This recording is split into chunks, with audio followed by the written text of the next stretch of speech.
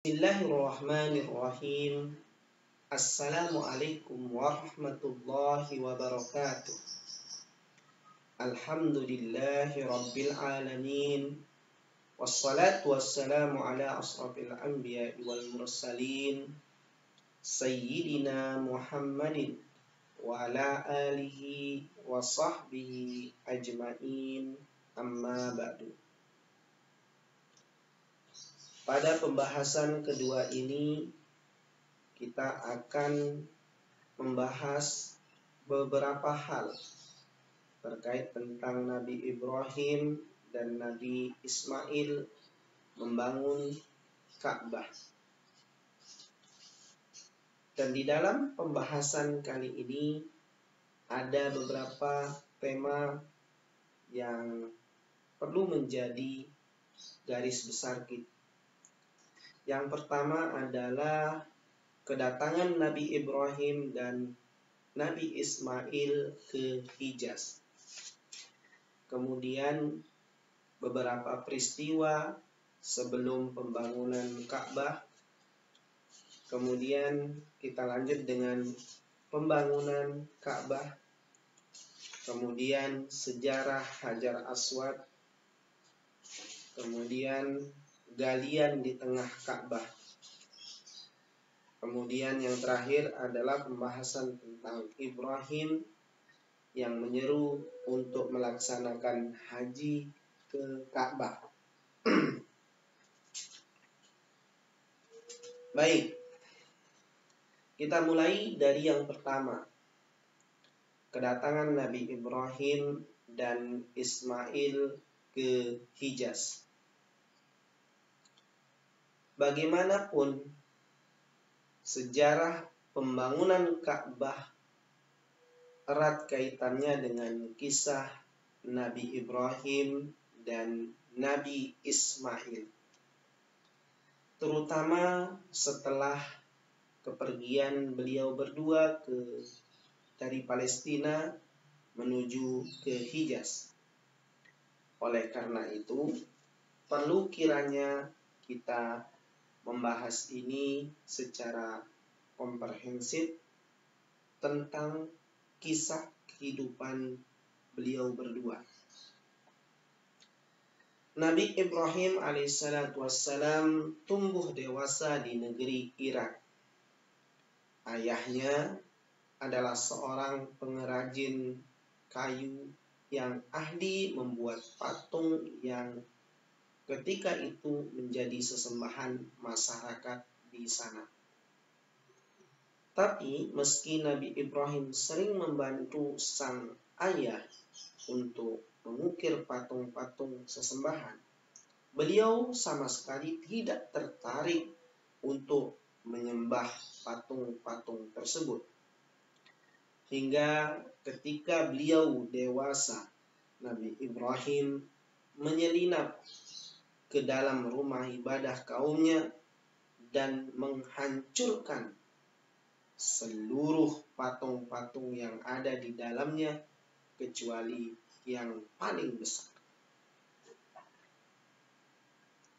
Ketika ditanya oleh kaumnya tentang penghancuran yang terjadi di rumah ibadah tersebut kepada Nabi Ibrahim, apakah engkau yang melakukan perbuatan ini terhadap Tuhan kami, wahai Ibrahim? Nabi Ibrahim menjawab, sebenarnya kata beliau, patung besar itu yang melakukannya. Maka tanyakanlah kepada mereka jika mereka dapat berbicara, kata Nabi Ibrahim.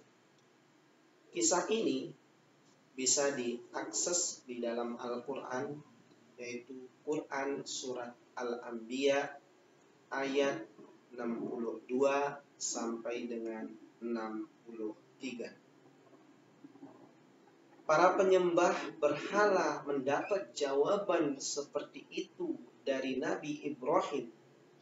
Mereka pun marah.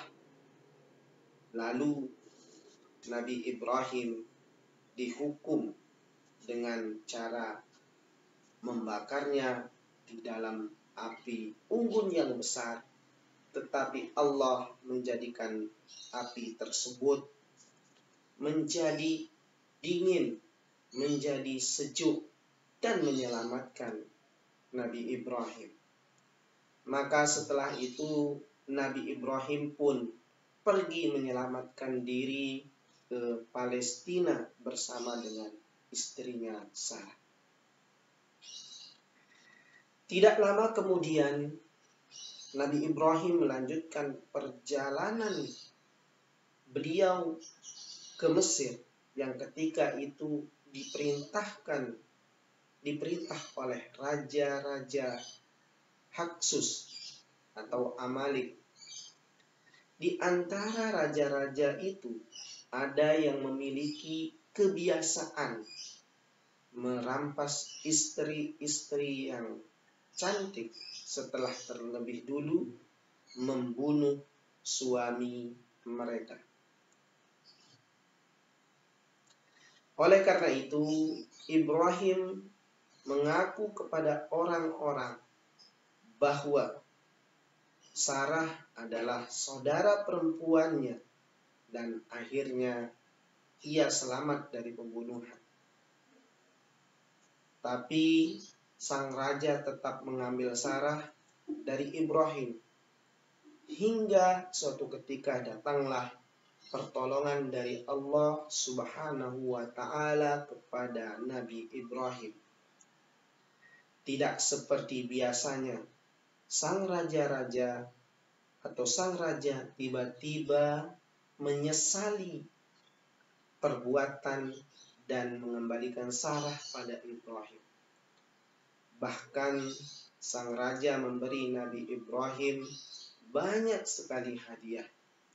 Termasuk diantaranya adalah seorang budak perempuan yang bernama Hajar.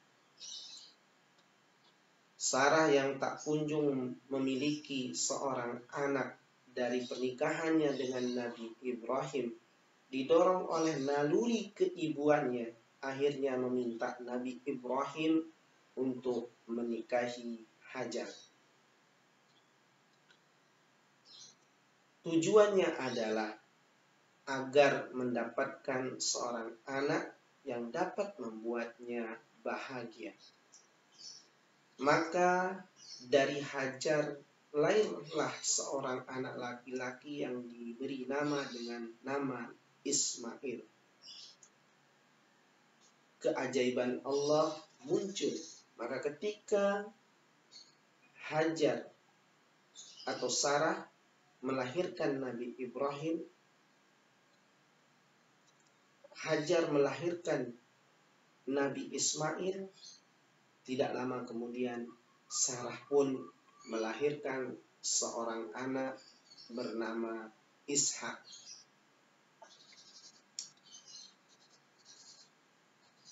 Nabi Ibrahim mencurahkan kasih sayang kepada kedua putranya. Hal ini membuat Sarah marah karena suaminya memperlakukan anak seorang budak dengan anak seorang yang merdeka. Sarah mendesak Nabi Ibrahim agar membawa Hajar pergi jauh darinya.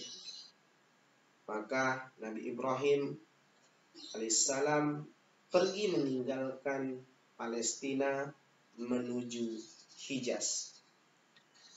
Akhirnya sampailah ia di sebuah lembah dan menetap di tanah Hijaz tersebut. Lembah itu tandus dan tidak ditumbuhi tanaman.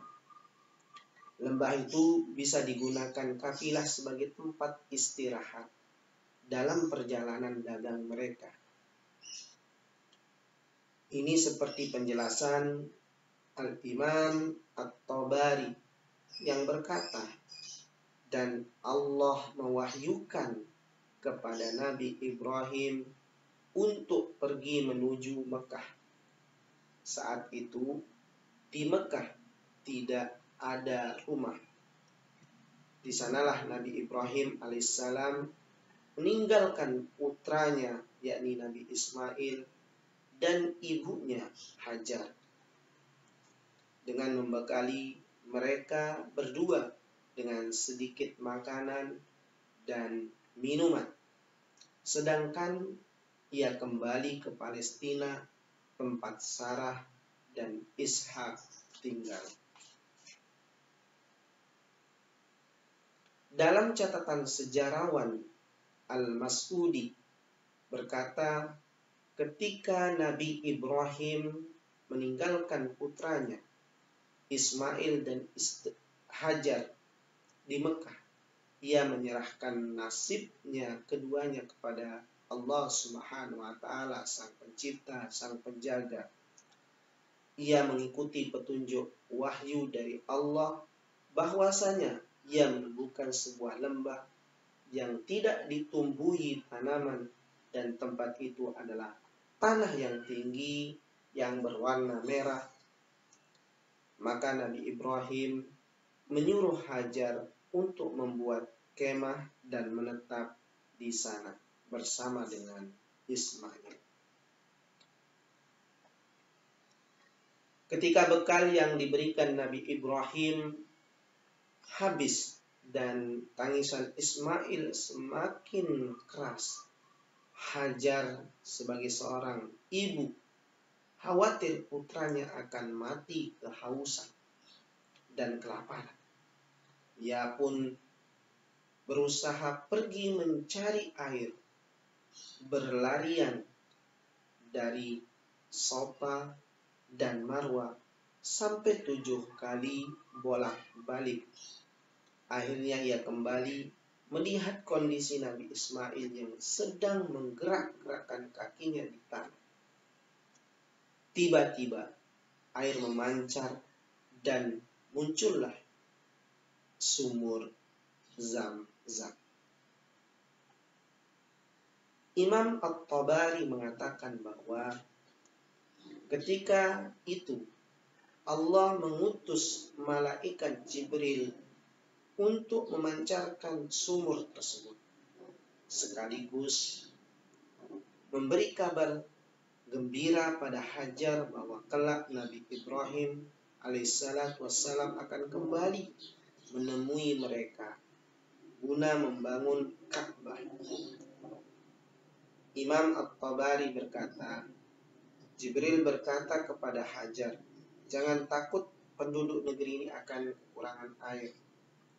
Sebab sumur ini adalah mata air untuk minum tamu-tamu Allah dan bapak anak ini, Ibrahim. Akan datang mereka berdua, yaitu Ibrahim dan Ismail, akan membangun Baitullah. Info ini bisa kawan-kawan akses di kitab Tarikhul wal Muluk yang ditulis oleh Al-Imam At-Tabari. Suatu ketika kabilah Jurhum melintasi lembah tersebut. Mereka heran melihat burung-burung terbang bergelombang di langit tepat di atas lokasi tersebut. Itu pertanda bahwa di daerah tersebut ada air. Maka menurut penelitian, apabila kita ingin membangun sumur, maka perhatikan di atasnya apakah ada burung-burung yang berterbangan. Ini menurut berita. Ini disclaimer ya, buat buku ini. Di dalam buku ini tidak ada cerita seperti itu, tapi itu menurut beberapa penelitian. Mereka heran karena sering melewati lokasi tersebut dan itu hanya daerah gersang dan tandus. Lalu kabilah itu melihat lokasi dan mereka bertemu dengan Hajar bersama putranya. Akhirnya mereka minta izin untuk tinggal di dekat sumur tersebut pada Hajar. Hajar pun memberikan izin. Dari sana kemudian Nabi Ismail tumbuh dewasa di tengah-tengah kabilah Jurhum. Dari mereka ia belajar bahasa Arab, sehingga Al-Mas'udi berkata ketika Hajar mengizinkan kabilah Jurhum untuk tinggal, mereka lalu menemui anggota keluarganya yang masih di belakang dan menceritakan pada mereka bahwa ada sumur atau ada sumber air. Anggota keluarga mereka pun menyusul dan tinggal di lembah tersebut tanpa khawatir kekurangan air. Lembah itu kemudian berubah menjadi daerah yang penuh dengan gairah kehidupan dan bersinar karena cahaya kenabian. Lokasi ini kini adalah Baitul Haram. Di sana Nabi Ismail tumbuh dewasa dan berbicara dengan bahasa Arab, bahasa yang berbeda dengan bahasa bapaknya. Sumbernya sama dari Alkitab At-Tarikh Al-Wal Muluk karya Imam At-Tabari. Kemudian pembahasan kedua terkait tentang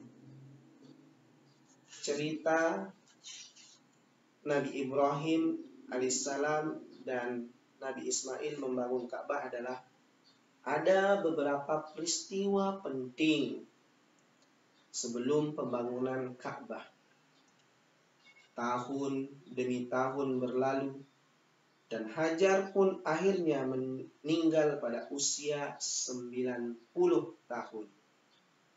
Nabi Ismail alaihissalatu wassalam tumbuh menjadi seorang pemuda dan menikah dengan gadis dari kabilah Jurhum yang bernama Al-Juda binti Sa'd. Suatu hari Nabi Ibrahim merasa rindu dan ingin melihat putranya Nabi Ismail. Ia meminta izin istrinya yaitu Sarah untuk pergi menemui Nabi Ismail. Sarah pun mengizinkan Nabi Ibrahim pergi menemui anaknya.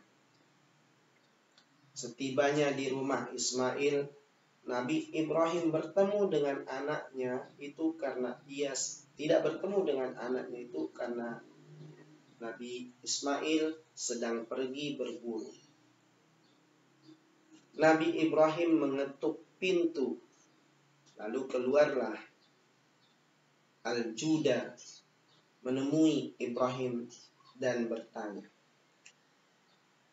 Nabi Ibrahim yang melihat perempuan itu, beliau merasa heran, siapakah ini? Lalu Nabi Ibrahim pun bertanya, di mana suamimu? Dia tidak ada di rumah, kata Al-Juda, sedang berburu. Adakah sesuatu yang bisa kamu hidangkan untuk tamu? Tanya Nabi Ibrahim. Tidak ada, dan tidak ada seorang pun di sini, jawab istri Ismail. Jika suamimu kembali, sampaikan salamku padanya dan katakan agar ia mengganti daun pintu rumahnya. Pesan Nabi Ibrahim ini pun sampai kepada Nabi Ismail. Tidak lama kemudian Nabi Ismail pulang.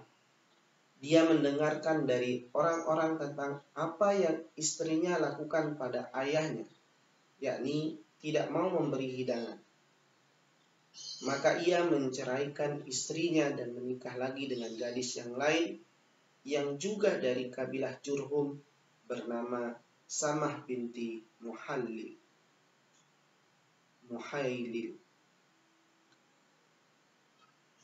Suatu hari didorong rasa rindu, Nabi Ibrahim alaihissalatu wassalam kembali ingin pergi ke Mekah untuk bertemu dengan putranya Nabi Ismail. Ia meminta izin lagi pada Sarah dan diizinkan dengan syarat ia tidak boleh turun dari kuda tunggangannya. Setibanya di depan rumah Ismail, ia bertanya pada istrinya, "Di mana suamimu?" "Dia sedang berburu dan sebentar lagi akan kembali. Insya Allah maka turunlah. Semoga Allah merahmatimu, wahai tamu." "Apakah engkau menerima tamu?" tanya Nabi Ibrahim. "Yes," jawab istri Nabi Ismail. "Apa engkau mempunyai roti, gandum, atau kurma?" Istri Nabi Ismail kemudian mengambil daging dan susu. Maka Nabi Ibrahim mendoakan keberkahan untuk kedua makanan tersebut. Seandainya wanita itu membawakan roti, gandum, dan kurma, niscaya bumi Allah ini akan tumbuh lebih banyak gandum dan kurma. Terkait kabar gembira pada Nabi Ibrahim alaihissalam bahwa dia akan membangun Ka'bah, Al-Mas'udi menyebutkan sebuah riwayat wanita Jurhumiyah atau istri Nabi Ismail itu mendesak Nabi Ibrahim untuk mampir. Tetapi Nabi Ibrahim menolak. Kemudian wanita itu menghidangkan susu dan beberapa potong daging hasil buruan. Nabi Ibrahim mendoakan kebaikan untuk kedua makanan tersebut. Kemudian wanita itu membawa sebuah batu dari dalam rumah. Lalu Ibrahim memiringkan badannya dari tunggangannya dan menginjakkan kaki kanannya dari batu tersebut. Lalu wanita itu mengurai rambut Ibrahim dan meminyakinya. Setelah itu Ibrahim berpindah ke sisi kiri tunggangannya. Kemudian Ibrahim melakukan hal yang sama, menginjakkan kaki kirinya di atas batu. Demikian juga si wanita itu, ia kembali mengurai rambut Ibrahim dan meminyakinya. Maka terbentuklah bekas tapak Ibrahim di batu tersebut dari kaki kanan dan kaki kirinya. Melihat hal itu, istri Ismail terheran-heran. Inilah batu yang kini menjadi makom tempat berpijaknya Nabi Ibrahim. Ketika itu Ibrahim berkata, "Simpanlah batu itu karena kelak dia akan sangat berarti." Kemudian Ibrahim berkata lagi, "Jika Ismail kembali, katakan padanya, Ibrahim menyampaikan salam padamu dan berpesan agar engkau memelihara daun pintu rumahmu, karena itu adalah sebaik-baik daun pintu." Setelah itu Nabi Ibrahim kembali ke Palestina, ke rumah Sarah dan Ishak. Mekah pun terus berkembang dan penduduknya terus meningkat. Para pembesar Jurhum dan Amalik juga telah mendengar berita tentang adanya air di sekitar Mekah, hingga akhirnya mereka menetap di sana. Dan Al-Haris bin Maddad bin Amr al-Jurhumi saat itu terpilih sebagai pemimpin masyarakat Mekah. Kemudian selanjutnya kita akan membahas tentang pembangunan Ka'bah. Nabi Ibrahim alaihissalatu wassalam kembali lagi ke Mekah untuk ketiga kalinya karena Allah memerintahkan untuk membangun Ka'bah bersama anaknya Ismail. Saat itu Nabi Ismail berusia 30 tahun. Sebuah usia yang cukup matang. Maka bapak dan anak pun saling tolong-menolong melaksanakan perintah Allah Subhanahu wa ta'ala. Para sejarawan banyak yang meriwayatkan kisah tentang pembangunan Ka'bah. Dan dari sekian riwayat itu yang paling teliti dan ringkas adalah riwayat Al-Imam At-Tabari. Disebutkan bahwa Sa'id bin Zubair meriwayatkan dari Ibnu Abbas berkata, ketika Ibrahim datang, ia mendapati Ismail sedang membetulkan panahnya di sebelah sumur Zam-Zam. Ibrahim berkata, "Wahai anakku Ismail, sungguhnya Tuhanmu telah memerintahkan kamu untuk membangun sebuah rumah untuknya. Maka laksanakan perintah Tuhanmu," jawab Ismail. "Tapi Allah memerintahkan agar engkau membantuku." "Kalau begitu, aku akan membantumu," jawab Ismail. Maka Ibrahim pun membangun Ka'bah dan Ismail yang mengembalikan batu untuknya. Setelah selesai, mereka berdua berdoa, "Ya Tuhan kami, terimalah dari kami.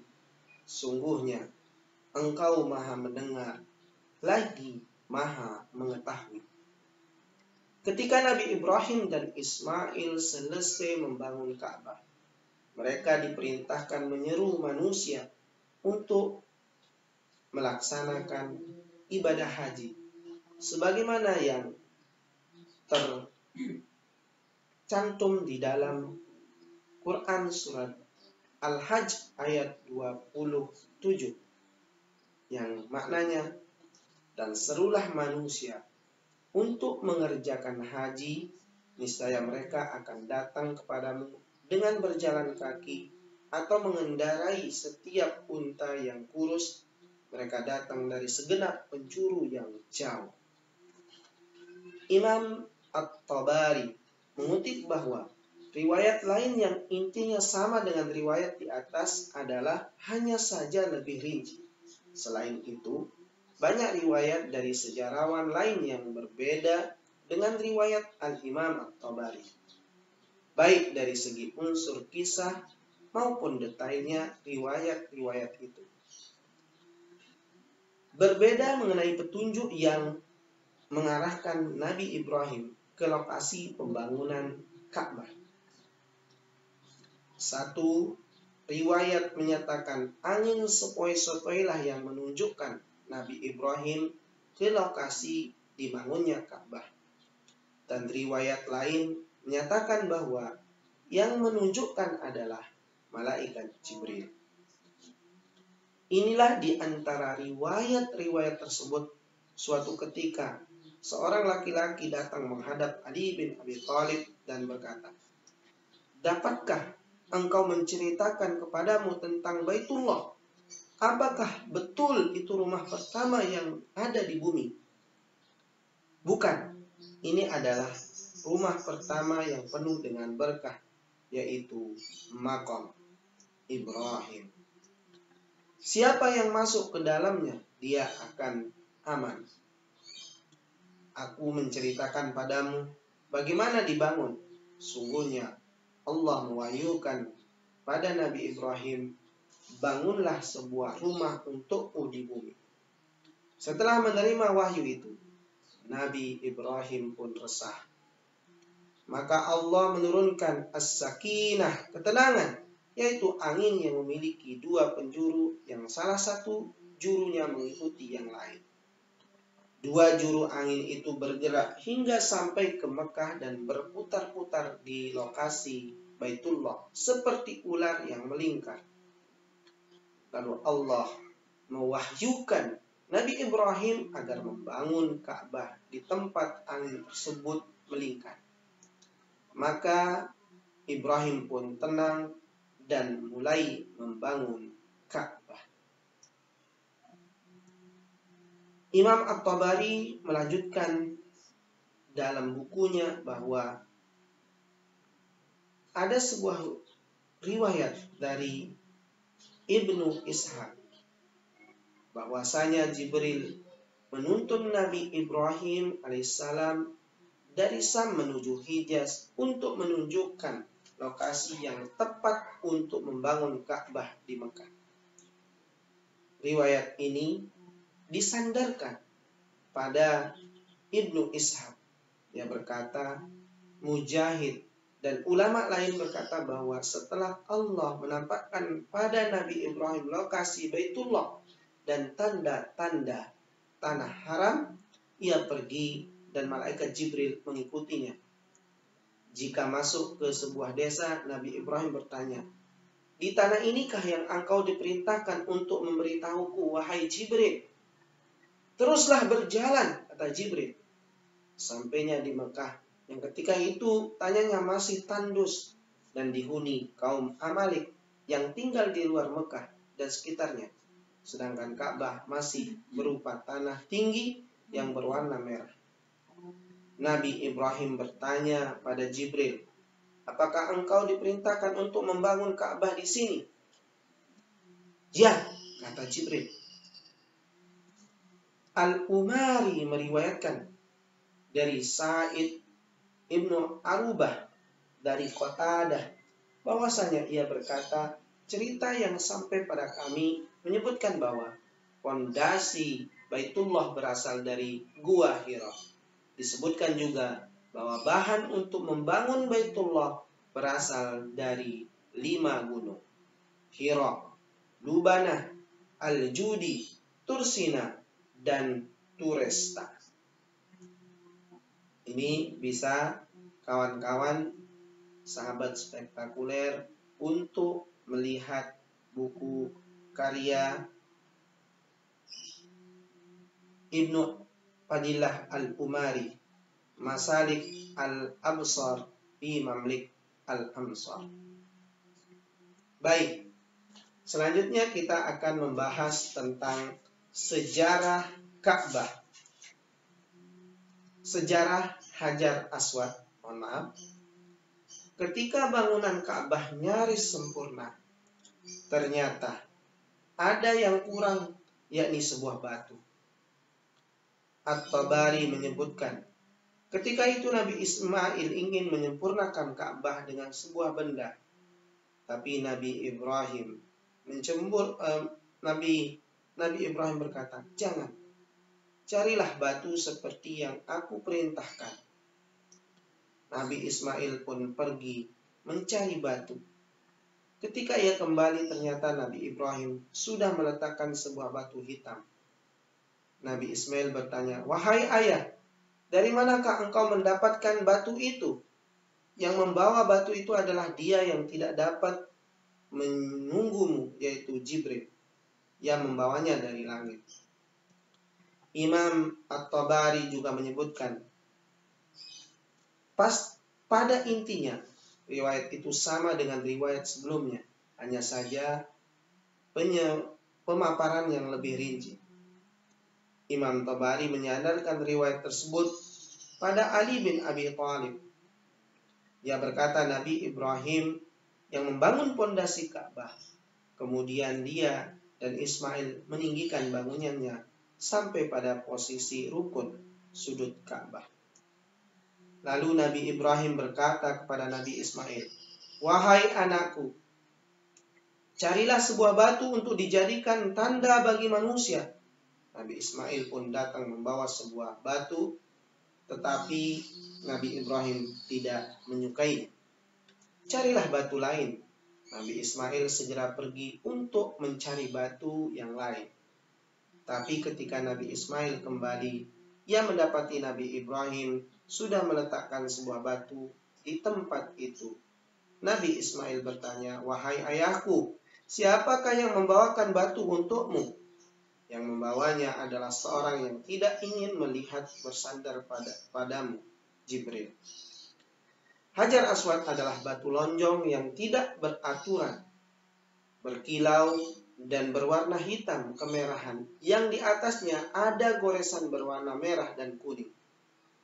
Dalam sebuah kitab disebutkan, boleh jadi Hajar Aswad adalah sejenis meteor karena ia dapat memancarkan cahaya ke arah barat, timur, Syam, dan Yaman hingga ke lembah-lembah di tanah haram. Dan dilihat dari karakter yang bersinar, menunjukkan bahwa batu itu aslinya tidak berwarna hitam. Memang ada sebagian meteor yang berubah warna karena perjalanan waktu, dan ada pula yang tetap berkilau dan bersinar. Bahkan sebagian sejarawan mengatakan bahwa batu itu menjadi hitam karena perbuatan dosa kaum jahiliyah.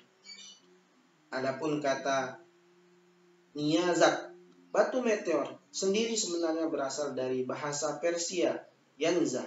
Yanza adalah salah satu komet yang tampak seperti planet yang lepas dari angkasa. Planet tersebut sering terlihat di bulan Agustus. Mengenai penghormatan pada Hajar Aswad, para ulama berpendapat bahwa itu tidak lain adalah karena Hajar Aswad memiliki keterkaitan dengan suatu yang suci dan mulia. Hajar Aswad yang diletakkan Nabi Ibrahim di Ka'bah, pertama adalah tanda akan kesusahan yang ia rasakan ketika diperintahkan oleh Allah meninggikan bangunan Ka'bah. Kemudian yang kedua, Hajar Aswad adalah tanda untuk mengenang Nabi Ibrahim dan Nabi Ismail yang telah meninggikan bangunan Ka'bah sebagai tempat berkumpulnya manusia dan tempat yang aman untuk beribadah. Yang ketiga, Hajar Aswad adalah hujjah Nabi Ibrahim dan Ismail bahwa Baitullah telah selesai dibangun dan kepemilikannya ada pada Allah Subhanahu wa taala untuk kemudian menjadikan tempat orang-orang tawaf, iktikaf, ruku dan sujud. Itulah sebabnya Nabi Ibrahim meletakkan Hajar Aswad di sudut yang paling dekat ke pintu sebagai batas pertama untuk memulai tawaf. Jadi, atas dasar itulah Hajar Aswad yang diungkapkan Nabi Ibrahim atau diagungkan oleh Nabi Ibrahim dan Ismail serta disucikan umat Islam sampai sekarang dan yang akan datang. Hal ini kawan-kawan bisa akses di dalam kitab Al-Hajj yang ditulis oleh Muhammad Al-Hijrisi. Sahabat spektakuler yang berbahagia, Imam Ahmad dan Bukhari meriwayatkan bahwasanya Rasulullah SAW berhenti di Hajar Aswad dan berkata, "Sungguhnya aku tahu engkau hanyalah batu yang tidak mendatangkan bahaya atau manfaat." Lalu beliau mengucapnya. Demikian juga ketika Abu Bakar menunaikan ibadah haji dan ia berhenti di Hajar Aswad dan berkata, "Sesungguhnya aku tahu betul engkau hanyalah batu yang tidak bermanfaat dan tidak berbahaya. Jika Rasulullah tidak menciummu, aku tidak akan menciummu." Umar bin Khattab juga berkata, ketika menunaikan ibadah haji bersama kaum muslimin pun melakukan hal yang sama. Ibnu Batutah sendiri sebagai sosok petualang juga pernah menggambarkan Hajar Aswad sebagaimana yang disaksikan saat berkunjung ke Mekah. Semoga kita bisa berkunjung ke sana dan bisa menunaikan ibadah haji. Amin. Ibnu Batutah menuturkan, Hajar Aswad yang tingginya 6 jengkal dari tanah itu membuat orang-orang yang badannya tinggi harus menunduk ketika hendak menciumnya, dan orang yang berbadan kecil harus mendongak. Hajar Aswad ditempatkan di sudut yang menghadap timur, lebarnya sepertiga jengkal dan panjangnya sejengkal lebih sedikit. Tidak ada yang tahu berapa dalam ia masuk ke sudut itu. Hajar Aswad sendiri terdiri dari 4 potongan yang menempel dan dilindungi lempengan perak. Perpaduan antara lempengan perak dan batu yang berwarna hitam ini membuat tampak elok dan jelas. Orang-orang merasa nikmat saat pengecupannya, seolah-olah bibir mereka tidak ingin lepas. Hal itu karena Nabi Muhammad SAW pernah bersabda, Hajar Aswad adalah sumpah Allah yang ada di bumi. Semoga Allah memberikan manfaat. Semoga Allah memberikan manfaat bagi kita yang mencium dan mengusapnya. Semoga Allah mempertemukan siapapun yang rindu padanya. Adapun Hajar Aswad, yang sebenarnya adalah potongan yang di sebelah ada al-mawali, yakni titik putih terang seperti permata yang ada di dalam lingkaran perak. Banyak orang tawaf berjatuhan hanya untuk menciumnya. Hanya sedikit orang yang berhasil menciumnya. Itu pun setelah melalui perjuangan yang keras menembus keramaian. Ini bahkan sesulit masuk ke dalam Ka'bah yang mulia. Silakan kawan-kawan bisa cek di dalam karya Ibnu Batutah, Muhazzab Rihlah Ibni Batutah. Baik kawan-kawan semua, mari kita perhatikan selanjut pembahasan kita terkait tentang galian di tengah Ka'bah. Masih dalam cerita sejarah Al-Mas'udi, menggambarkan Ka'bah yang telah selesai dibangun oleh Nabi Ibrahim sebagai berikut. Setelah Baitullah Al-Haram sempurna dibangun, memiliki panjang 30 hasta. Satu hasta kurang lebih 45 cm. Tingginya 7 hasta dan lebarnya 32 hasta. Dengan sebuah pintu dan belum diberi atap. Lalu Nabi Ibrahim meletakkan penopang dan meletakkan makom di Baitullah ini seperti yang disebutkan dalam firman Allah. Dan ingatlah ketika Ibrahim meninggalkan atau membina dasar-dasar Baitullah bersama Ismail, seraya berdoa, "Ya Tuhan kami, terimalah daripada kami amalan kami. Sungguhnya Engkaulah yang Maha mendengar lagi Maha mengetahui." Setelah itu Allah memerintahkan Nabi Ibrahim agar menyeru manusia melaksanakan ibadah haji. Penulis kitab Tarikh Al-Ka'bah Al-Mu'azzamah menggambarkan lebih rinci mengenai kondisi Baitullah setelah selesai dibangun oleh Nabi Ibrahim dan Nabi Ismail. Beliau menulis, Nabi Ibrahim menjadikan Ka'bah ke sisi kiri 9 hasta, panjang dari utara ke selatan melalui sisir timur adalah 32 hasta. Sedangkan panjang dari utara ke selatan melalui sisi barat adalah 31 hasta. Adapun panjang dari timur ke barat melalui sisi selatan atau dari Hajar Aswad ke Rukun Yamani adalah 20 hasta.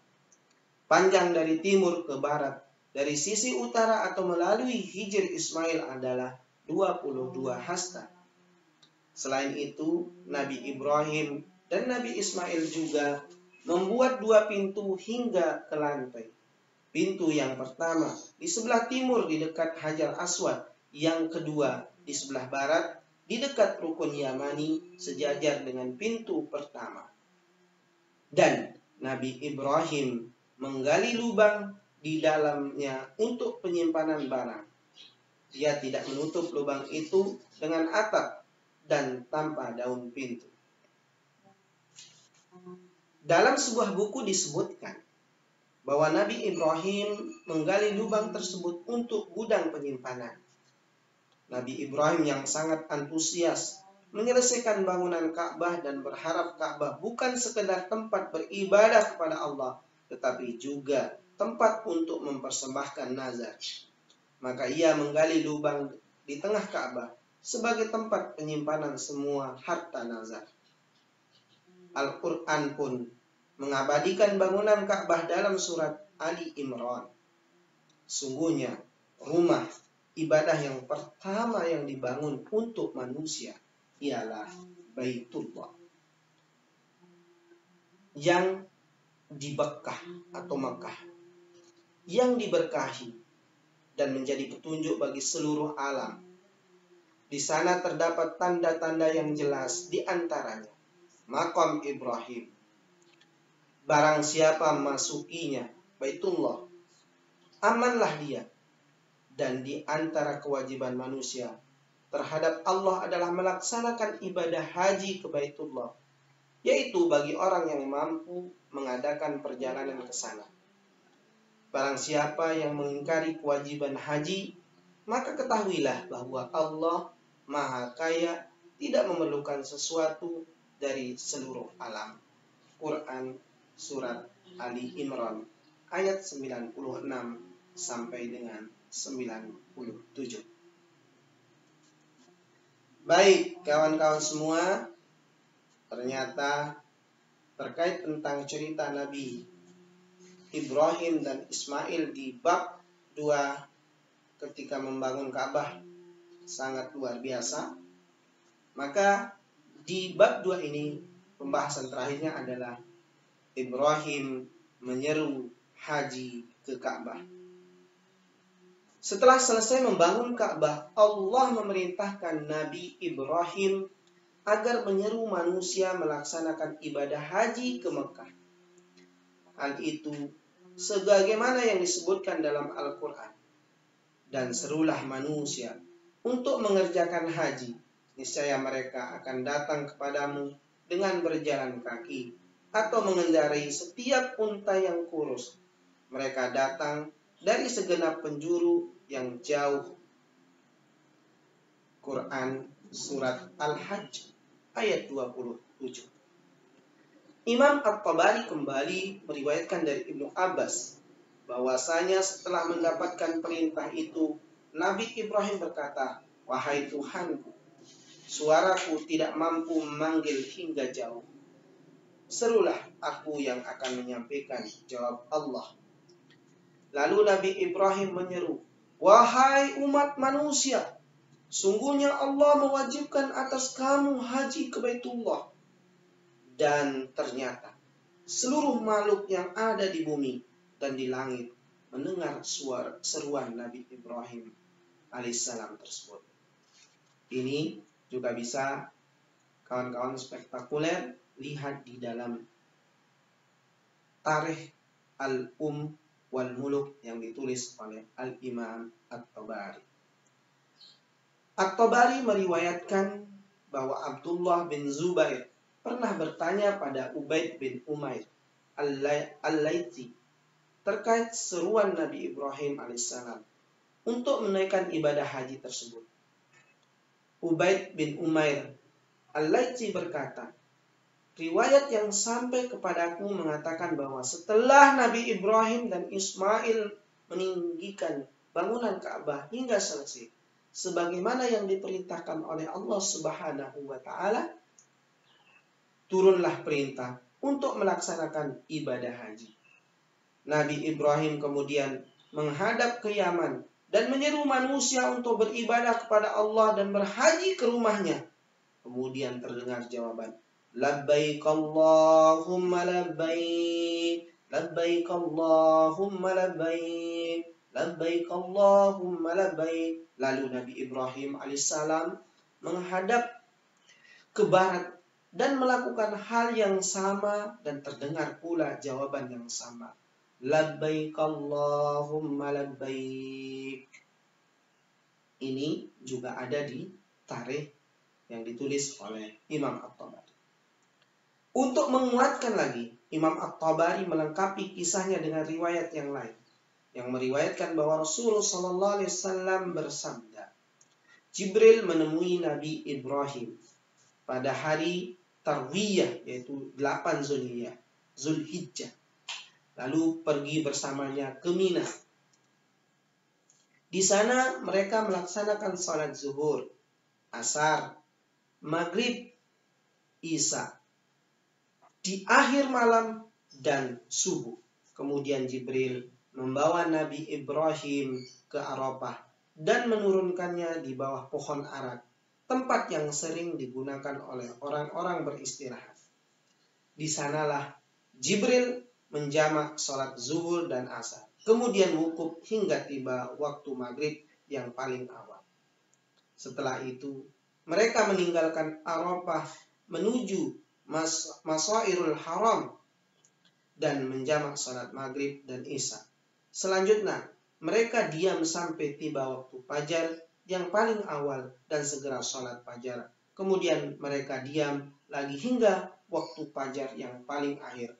Lalu mereka bertolak ke Mina dan melempar jumrah. Selanjutnya menyembelih hewan kurban dan terakhir melakukan tawaf ifadah di Baitullah. Sahabat spektakuler yang berbahagia. Maka setelah selesai membangun Ka'bah, Nabi Ibrahim alaihissalam kembali ke Sam dan meninggalkan kembali putranya yaitu Nabi Ismail di Mekah. Ketika itu Nabi Ismail sudah dewasa dan mampu menggantikan tugas ayahnya untuk mengemban amanah dan dakwah pada agama yang lurus. Maka lambat laun Mekah berkembang menjadi kota meskipun hanya berdiri di atas lembah tandus yang sangat sempit, tidak lebih dari 700 langkah, bahkan ada yang lebarnya tidak lebih dari 100 langkah, dan dikelilingi gunung cadas yang tidak ditumbuhi pepohonan dengan tinggi 200 sampai dengan 500 kaki. Itulah pembahasan kita tentang Nabi Ibrahim alaihissalam dan Nabi Ismail alaihissalam membangun Ka'bah. Sebagai penutup bahwa Allah mewahyukan kepada Nabi Ibrahim untuk pergi menuju Mekah. Saat itu di Mekah tidak ada rumah. Di sanalah Nabi Ibrahim meninggalkan putranya yaitu Ismail dan ibunya Hajar dengan membekali mereka dengan sedikit makanan dan minuman. Sedangkan ia kembali ke Palestina tempat Sarah dan Ishak tinggal. Inilah perjuangan yang sangat luar biasa yang ditanamkan oleh Abul Anbiya yaitu Nabi Ibrahim.